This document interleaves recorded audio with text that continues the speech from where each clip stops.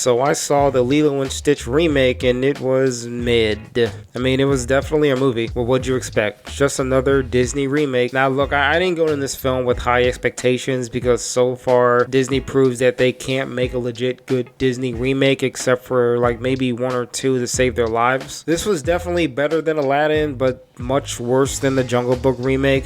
Like every other Disney remake ever, they made frustrating changes that made no sense and added more plot and story elements that made the experience less focused. The original Lilo and Stitch had a pretty tight and focused narrative where the chain of events felt gradual, but here the remake just rushes through the emotional beats and never really understands why those moments had a bigger impact in the original. They made a lot of unnecessary changes and I'm going to spoil this movie, so go to this point in the video because we have quite a bit to talk about. So yeah, Gantu is not in this movie, and the reason why by the director is because he was difficult to work with.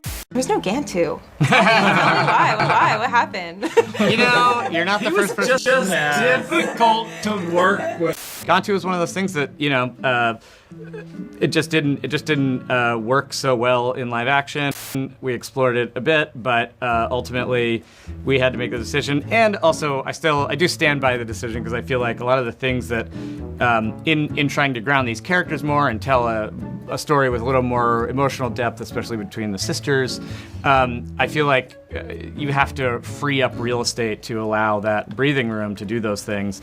And, you know, sorry, Gantu. Stop the cap.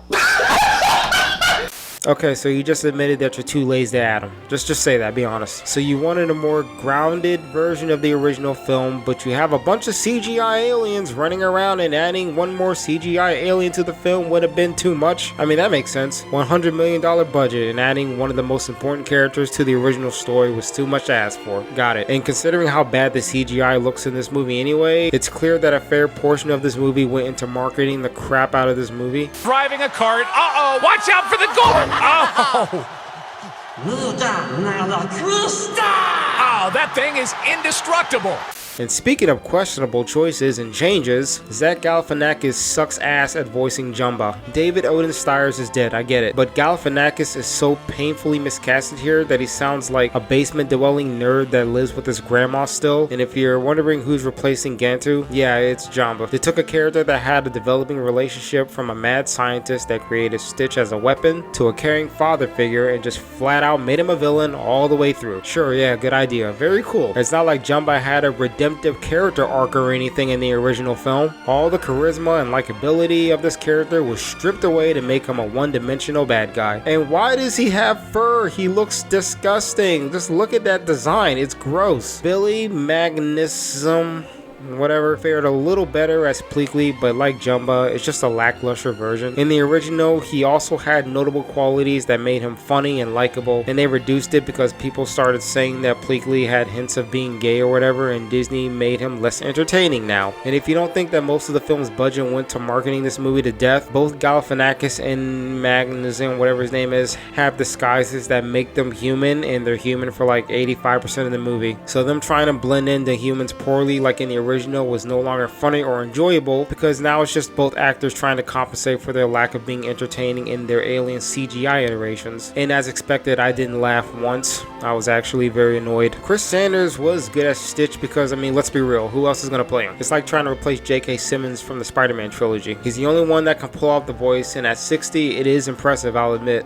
But there's a point where he started talking and using human words, and nobody is surprised except I think David, from what I remember. In the original, Nani was shocked when he started talking. Okay.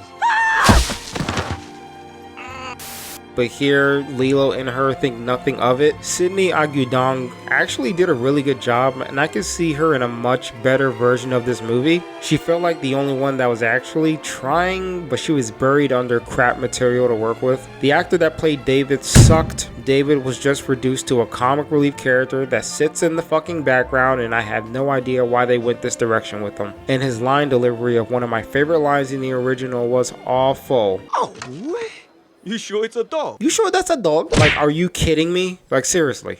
Mea Kiloa.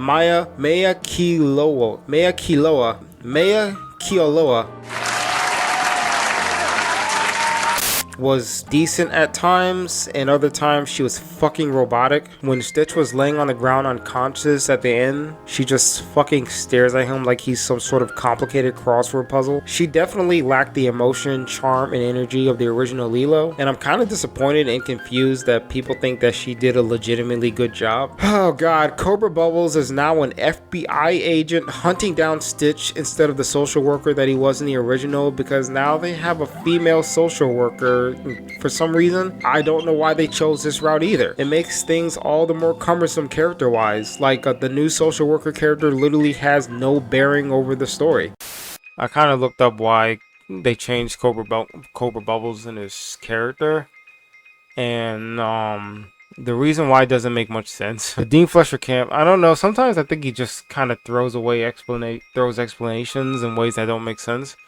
His quote is, in order to buy these two girls getting separated in a live action movie, you couldn't really have the representative of that antagonistic force be a comically huge guy with tattoos on his knuckles, for whom some reason is also a social worker. This grown-up Nani with all the wisdom is now advising a younger version of herself. It's beautiful. Okay, well, first of all, if that's what they were going for, that's not even Nani anyway.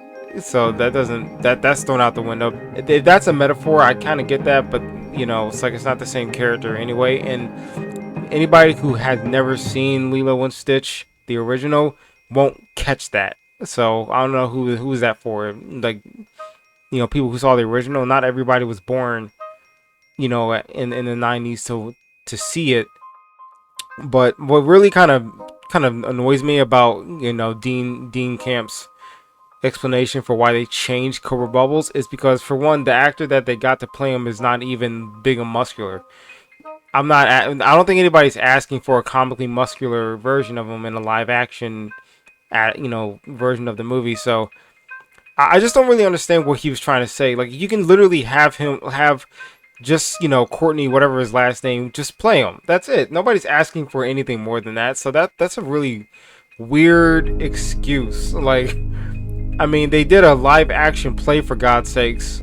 Just a scream. Thirsty? Like, let me illuminate to you the precarious situation I mean, in which you have found yourself. You don't have to have a big muscular guy portray like Mr. Bubbles. Like, they got somebody who's decently built. You know, he looks realistic. He's just a black dude in a suit. Like, nobody's asking for anything more. Like, a freaking, what is this? Some sort of play or something like that.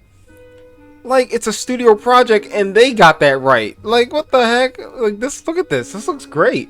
It's just, you know, just a bunch of. Nobody's asking for anything more. I don't know where Dean Camp got this idea from that we wanted the exact same version. We don't want like that. So yeah, that's a stupid explanation. Okay, yeah, see, if the dramatic stakes of Lilo is that she's going to get separated from her sister, then you need a person who actually services those stakes in a credible way.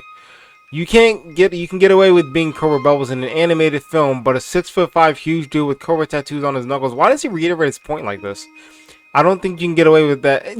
Yes, you can, because you just have the actor that you literally he's playing Bubbles to just play the social worker. Like, that's such a bizarre excuse. Like, I just don't get it. I don't know who he's listening to, but it seems like he's just trying to say, I just wanted to change stuff for no reason. You don't have any reason to change things around. You don't have any reason to add another social worker where you can just have this guy. Look, he looks fine. So yeah, I just want to get that out there. I think that his reasons for not having him just be a social worker and a CIA agent is just incredibly stupid, and it doesn't make sense. She was pretty much just there to ruin another important emotional beat in the original story. In the original, Nani sang the song Alo-A-O Until We Meet Again to Lilo in the original, which was an effective emotional beat that progressed both characters and added more weight to their relationship because of how personal and intimate the scene was directed. But here we have to have the social worker reference the song and then Nani sings it to Lilo later? It just makes the scene less special and the song less special, and the emotional core is completely relinquished at that point. And at this point I was actually pretty checked out, which did not happen in the original. Why didn't they just keep Bubbles as both an agent and the social worker and just have more scenes of him hunting down Stitch if they really needed to add more scenes of him? I don't know why. They can't add one character that was actually important to the original story, but they have the budget to add an unnecessary character when they already have one that filled that role anyway in the original. It doesn't make any sense. Oh yeah, and Amy Hill's in this movie for no reason except just to be an irrelevant reveal at the end. It's a waste of time. I'm not going to get into it. So yeah, the plot was pretty much the same, but they switched shit around and some of the minor changes to the plot drove me up the wall. So sorry, not sorry if I nitpick. I was actually thinking about waiting until this movie came out to do a more detailed review of this movie, so if you want something like that, just go in the comment and just type LOL. Thank you. So yeah, the opening to this movie was pretty rushed. The reveal of Stitch in the beginning had like no build up like in the original.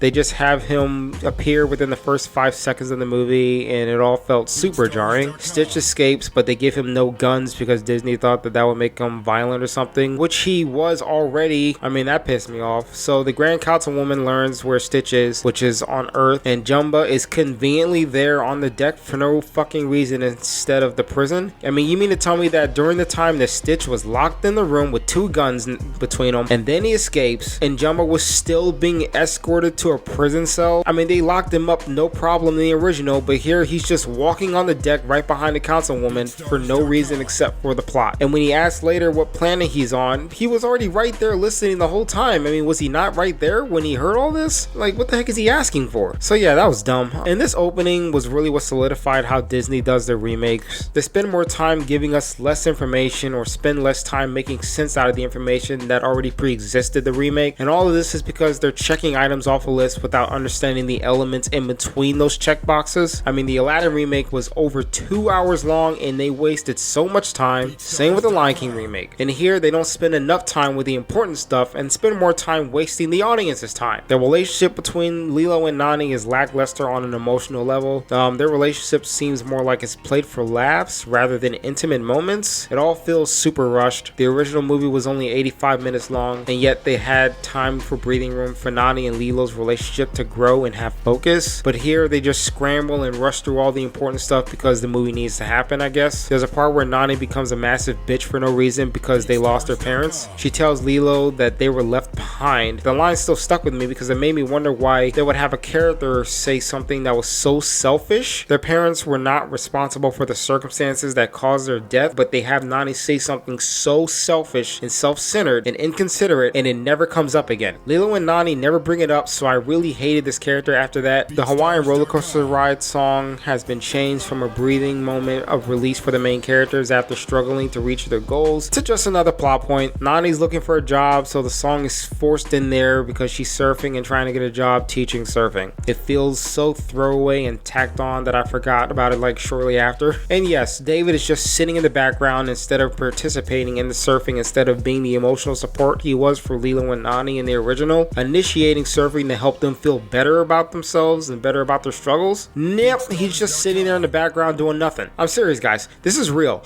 This is what the filmmakers did with this character that was a fan favorite by a lot of people. So yeah, this movie also just feels less mature than in the original. Lilo and Stitch was a pretty consequence heavy movie and in some ways respectfully violent, but in a way where kids can handle it. Like I said, Stitch had guns in the original, but they removed them for no reason. Jumba is less of a threat in the remake for no reason. He uses a portal gun which has no reason to exist. Like, what's the point of this thing? Why does he even, why does he get a gun? I mean, what is he gonna use the portal gun to shoot in certain area around Stitch and hope that he incidentally falls through to the ship? If that's the case, did he have a setting that will take him to the ship if he uses the portal gun? Like, he doesn't even try to fight Stitch like he does in the original. I mean, the excitement of the house scene was scaled down significantly anyway, and it just makes every character's actions completely illogical. And speaking of scaled down excitement, the climactic action scene from the original was also scaled down and softened up. So Lilo saves Stitch this time instead of Stitch saving Lilo, which is a change I can handle. But remember how creative and resourceful Stitch was against Gantu in the original? Yeah, well, say goodbye to all that because now he's just in this stupid jar prison until the last minute and it's just Lilo and Jumba fucking around with the controls on the ship. He could have gotten out at any point because we see him headbutt the damn thing in the original to save Lilo. But Lilo needs her moment, I guess. She doesn't even do anything from what I remember. So there's like no tension or excitement here, so why change it up? I don't know. And speaking of Stitch, which I know you're probably wondering why I didn't bring him up earlier, And the reason why is because he almost felt lost in this movie. Like, he really felt like an afterthought anyway. He never felt like a character, but more just like a CGI effect that stood in the background occasionally. A lot of his personal moments, specifically the ugly duckling angle, was completely removed when it was an important part of his characterization. He definitely didn't have the manic energy like he did in the original. And this here comes from the differences between animation and live action. The animated version made room for a lot of visual comedy, and Stitch did things that really worked in the animation department. There are things you can get away with in animation that you can in live action. Trust me, I get it. But finding alternative choices that will still attribute to the Stitch character would have been better than just scaling him down, which they did. So yeah, this movie was just another Disney remake that did everything wrong because no one was smart enough to do anything right. So yeah, there's a lot more wrong with this movie, and hopefully I'll be able to elaborate more on those issues when this movie releases on a physical copy. So yeah,